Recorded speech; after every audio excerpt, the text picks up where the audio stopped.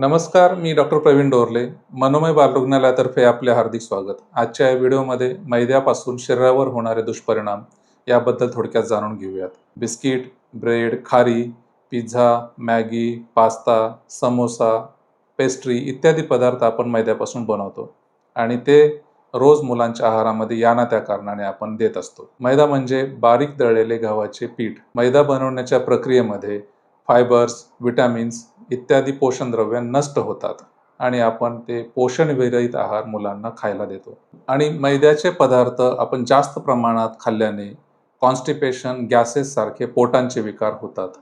दीर्घकाळ मैद्याचं सेवन केल्याने भविष्यामध्ये डायबिटीस सारखे आजार होऊ शकतात.